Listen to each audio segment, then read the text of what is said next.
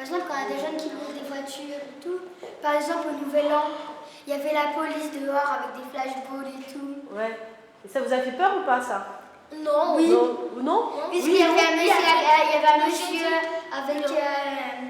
avec un pistolet, il était en train de nous viser en haut après. Et il y avait aussi une fois, c'était un jeudi, on n'avait pas école, c'était la grève.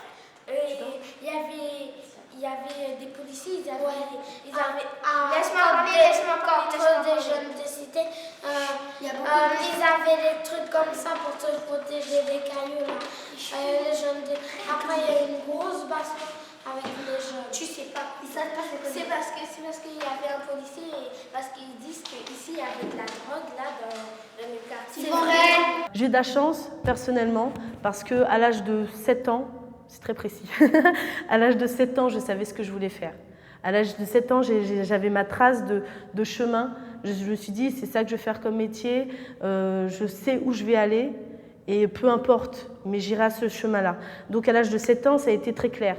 Mais c'est vrai que j'ai des amis qui sont perdus, même maintenant, ils ne savent pas quoi faire encore. À notre âge, vers la dizaine, on kiffait les balades à vélo, les chapardages de fruits dans les arbres des voisins. Ça restait bon enfant, on va dire. Maintenant, à 10 ans, 10-15 ans, les petits veulent de la thune, hein, ils veulent... ouais, c'est malheureux, mais voilà, ils font des choses qui n'ont plus rien, qui n'ont plus de rapport avec leur âge, quoi. Ils sont en décalage total par la société de consommation qu'on leur impose, hein, forcément. Ils veulent consommer les choses qu'on leur montre. Hein. Ouais, puis t'as l'impression qu'ils n'ont pas de jeu comme on avait nous. Tu vois, les mots maintenant, c'est... moi, je le vois, les mamans, elles viennent pendant mes permanences et tout ça, elles me racontent plein de choses. Donc, tu vois les soucis qu'elles ont avec les mots. À leur âge, mais on leur aurait fait ça. On se serait fait tuer par nos parents. C'est quoi? Tu peux nous dire? Des mômes qui volent leurs parents, qui refusent d'aller à l'école, dont les parents sont obligés de l'élever avec des seaux d'eau. Oh, moi j'aurais fait ça, c'est même pas la peine. Mais je l'ai vu avec des seaux d'eau. Ah ouais. Ah ouais. Notre problème premier, c'est les enfants. Numéro 1, c'est les enfants. Pourquoi? Mais, ce que tu l'as dit maintenant. La transmission? Oui. Non, pas les transmissions sur le jeune qui fait des bêtises. On ne sait pas qui, tes enfants ou bien les enfants de d'autres. On a le problème de ça. Il y en a même qui ne veulent pas rester en France aujourd'hui à cause de ça. Il y a le parent qui a rentré définitivement. Nous voulons travailler en direction de la famille d'abord. Le lien entre parents et enfants. Le lien entre parents et enfants dans le quartier. Le lien des parents dans le quartier, dans la cité. Ça, c'est très important. On a vu que de plus en plus, les familles sont disloquées, les enfants ne se reconnaissent plus entre le lien avec leurs parents. C'est ça qui cause aussi problème. Et on va chercher plus loin ce que nous n'arrivons pas à résoudre si près. Jamais aucun adolescent n'a été sage de sa vie. Le jour où on aura des adolescents bien disciplinés, bien sages, eh bien c'est que le monde va mal. Moi j'ai une grande tendresse pour les adolescents turbulents. Vous savez, j'ai travaillé avec des adolescents de lycée professionnel. Je les préférais aux autres.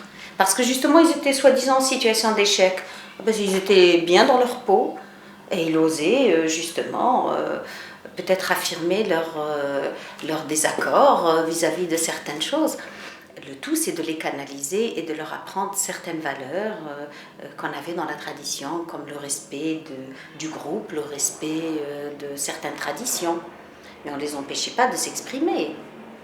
Et maintenant, il y a des enfants qui ont toujours grandi dans la violence, je veux dire, à l'école, parce qu'ils étaient mal considérés, dans les administrations, et qui ont l'habitude de ça aussi.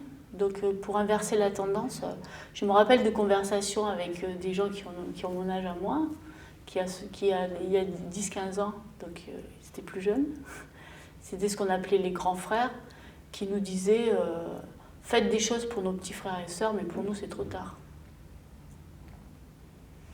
Je crains que pour certains enfants, et qui sont des jeunes maintenant, il faudrait utiliser des méthodes particulières avec ces personnes-là, hein, parce qu'ils n'ont connu que la violence, quoi, que le rejet, que le mépris. Ceux qui ont 13, 14, 15 ans, quoi. Même jusqu'à 18 ans, on va dire. Parce que je sais pas, ils ont une telle violence, ils ne respectent pas. Je sais pas ce qu'ils ont dans leur tête. On essaie de dialoguer avec eux, essayer de trouver un dialogue, etc. On n'arrive pas. Il y a plein de contradictions, il y a plein de douleurs, il y a plein de misère, il y a plein de contradictions, il y a plein de révoltes dans cette cité. Il y a les flics qui débarquent de temps en temps, hein, et qui interviennent d'une façon invraisemblable. En ce moment-là, ce qui se passe, là, qui s'est passé dans les cités, là, je ne suis pas d'accord avec le caillassage des voitures de flics. Bien sûr que non, je ne suis pas d'accord. Mais je ne suis pas d'accord non plus avec la façon d'intervenir de la BAC. Hein? Quand tu commences par prendre un pain en pleine gueule, tout simplement parce que tu as une tête de black ou d'arabe, eh ben non. Hein? Bon, alors en ce moment ça se passe mal. Ben oui, un jour ou l'autre ça devait mal se passer. Alors qu'est-ce qu'il faut faire? Je sais pas. Ce qu'il aurait fallu faire, c'est ne pas en arriver là. Ça je le sais.